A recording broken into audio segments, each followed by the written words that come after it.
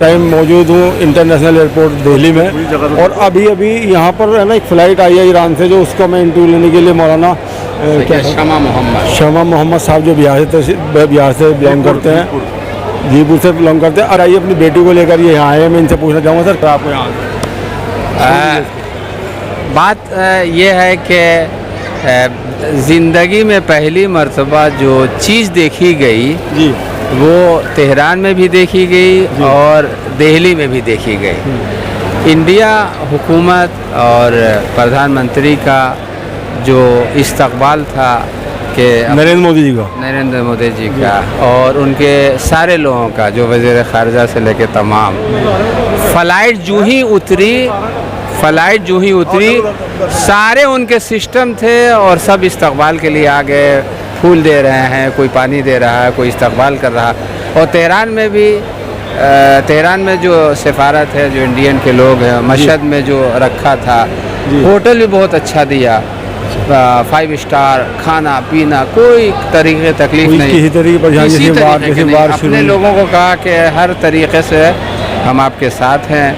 लिहाजा ये तो पहले से पता था कि इंडिया वाले एक दूसरे के लिए जान देते हैं जी, आज साबित करके दिखा दिया सब ने। वहाँ कोई हिंदू को मुसलमान नहीं, सब कुछ नहीं, ये है कि वहाँ पर सब भाईचारा कुछ नहीं। मैं एक बात मैं आखिरी आप लोगों से कह रहा हूँ कि मैं चूँकि शायर भी हूँ, तो 4 मिसरा शायरी उसमें हम कहते हैं कि खुल्दे बरी में हंसकर गालिब ये सबसे बोले जी।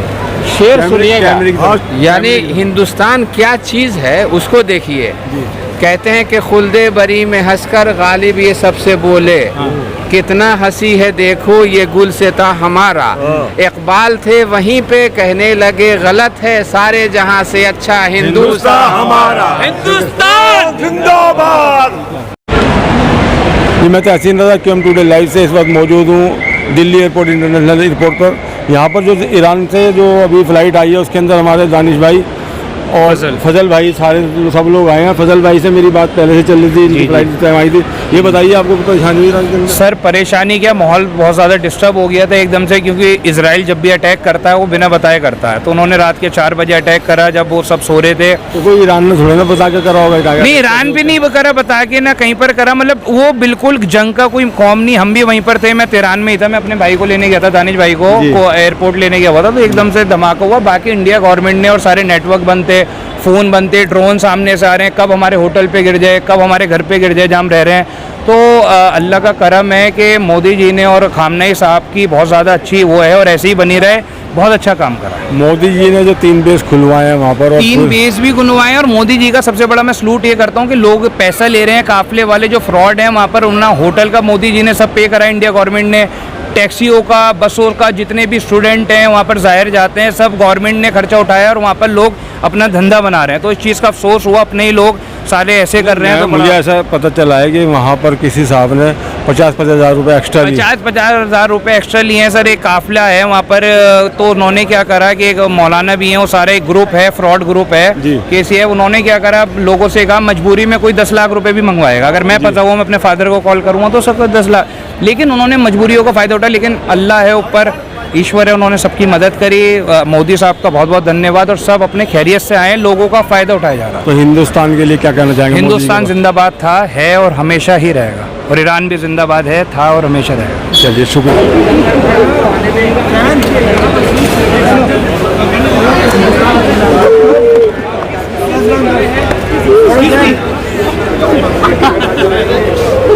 मैं तहसीन रज़ा QM टुडे लाइव से इस वक्त खड़ा हूँ इंटरनेशनल इंदिरा गांधी एयरपोर्ट पर, जहाँ पर अभी कुछ देर पहले ईरान से जो है एक फ़्लाइट आई है ज़ायरीन को लेकर, जो ज़ायरीन यहाँ से गए हुए ज़ियारत के लिए वहाँ से आए हैं। उसमें मेरे साथ में जनाब शबीर अब्बास साहब भी हैं।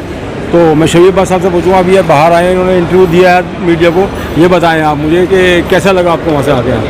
देखो जी, वहाँ से आके फ़िलहाल जैसे वहाँ स्थिति है जी, तो बहुत अच्छा लगा है जी, क्योंकि बच्चों के साथ थे जी। 27 मई में यहाँ से गए थे हम लोग, 27 मई को, महीना हो गया हमें जी। 17 मई को हमें 17 के ना निकल पा रहे थे, ना कहीं जा पा रहे थे जी। और भारत सरकार ने जिस तरीके से काम किया, सपोर्ट इसमें ईरान एम्बेसी का भी, पूरा ईरान गवर्नमेंट का भी, दोनों देश का बहुत अच्छा।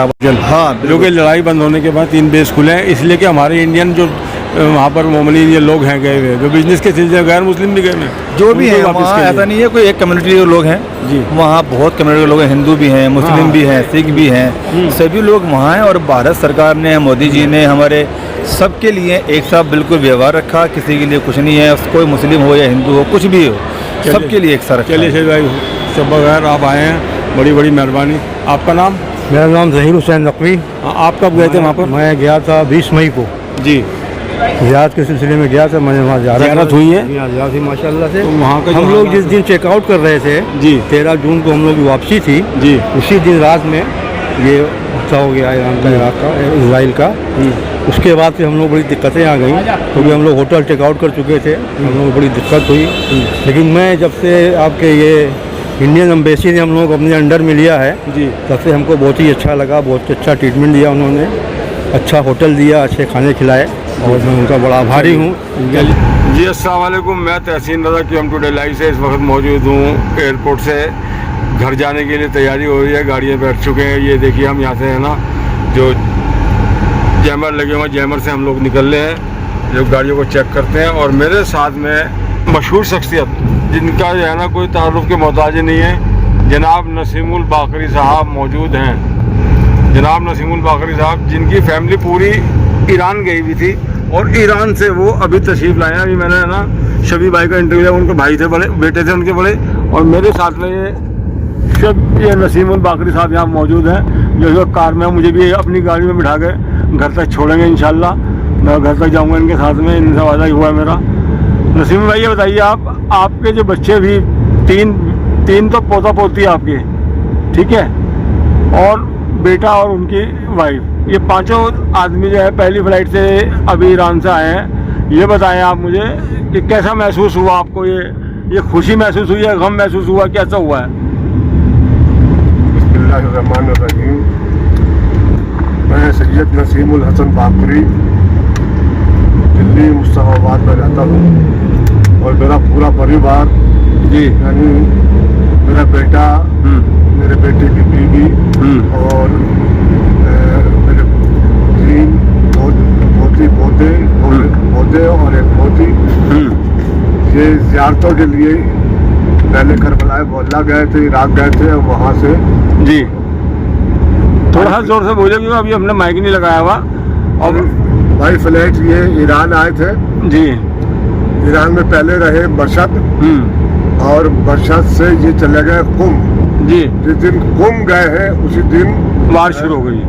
बात ये हुई कि इसराइल ने ईरान पे हमला कर दिया, बमबारी कर दी। ठीक है। जैसे ये कुम पहुंचे तो ये पूरे में तहलका मच गया जी। बमबारी हो गई। ये भी घबरा गए, बच्चे थे जी। मेरी बराबर बात चलती रही, मैंने घबराओ मत हो, इनकी बारगाह में गए हो वही मददगार है जी। तो ये 4 दिन तो रहे ये कुम में, और फिर ये हमारे हिंदुस्तान के प्रधानमंत्री साहब ने ऐलान कर दिया कि जितने भी इंडिया के ईरान में मौजूद हैं, हमारी जिम्मेदारी है कि हम उनको वापस बुलाएंगे, इंडिया वापस लाएंगे। ठीक है। तो यकीन मानिए कि हर हिंदुस्तानी को ये यकीन हो गया कि जब हमारे प्रधानमंत्री ने कह दिया तो फिर ये काम होके रहेगा जी। हर आदमी मुतमईन हो गया जी। और घबराने की कोई ज़रूरत नहीं थी। जब हमारे प्रधानमंत्री ने ये बात कह दी तो बमबारी ज़्यादा होने लगी जी। तो इन्होंने कुछ फ्लाइटें वहाँ से अरबानिया से भी निकाली है। तो मुझे बताइए, ये फ्लाइट कितनी फ्लाइटें आ चुकी है अभी तक? अभी मैं आ रहा हूँ जी। कुछ लोगों को अरबानिया के जरिए निकाला गया जी। और हमारे ये बच्चे मशहद आए जी। और हमारे बच्चे नहीं, काफी लोग, कई हजार आदमी आए जी। मशहद आए। और जब मशहद आए तो पूरा खर्चा हमारी ईरान गवर्नमेंट ने दिया जी। एयर कंडीशन बसों से मशहद लाए गए जी। और वहाँ बेहतरीन होटल में रखा वाह। मशहद में जी। और बेहतरीन खाने का इंतजाम किया।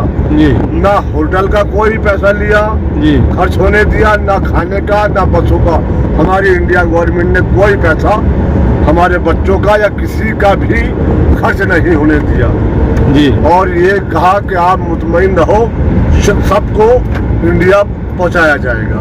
और जो उन्होंने कहा था, सबसे बड़ी बात यह है कि जो उन्होंने कहा था वो करके भी दिखा दिया जी। कई हजार लोग जो ईरान में थे वो आ चुके हैं और जो कुछ रह गए हैं उनके लिए फ्लाइटें लग रही हैं, वो भी आ जाएंगे जी।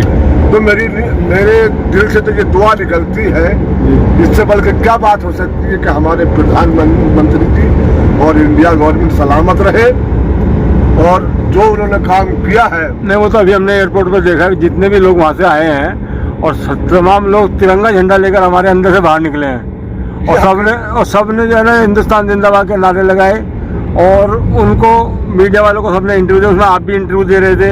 हमारा भारत महान जी।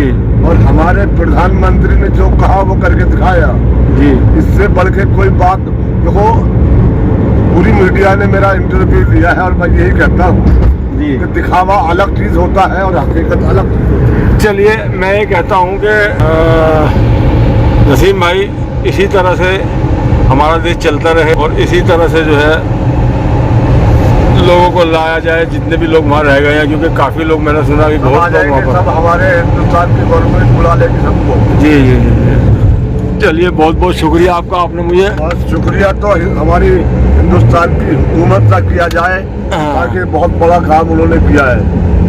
कितनी जाने और कितना मामला, बहुत बड़ा मामला किया है, जाने बचाएंगे, दुआओं का काम किया, बहुत दुआओं का। मैं हिंदुस्तान जिंदाबाद, हिंदुस्तान जिंदाबाद। प्रधानमंत्री जी हमारे हिंदुस्तान के जिंदाबाद, हमारे गृह मंत्री जी अमित शाह साहब जिंदाबाद। मैं तहे दिल से उनके लिए दुआएं देता हूँ और दुआएं देता रहूंगा हमेशा, क्योंकि हमारे साथ बहुत बड़ा काम किया उन्होंने पूरे हिंदुस्तान। चलिए, शुक्रिया बहुत बहुत। शुक्रगुजार हुआ अपने हिंदुस्तान की हुकूमत का, प्रधानमंत्री साहब का। चलिए।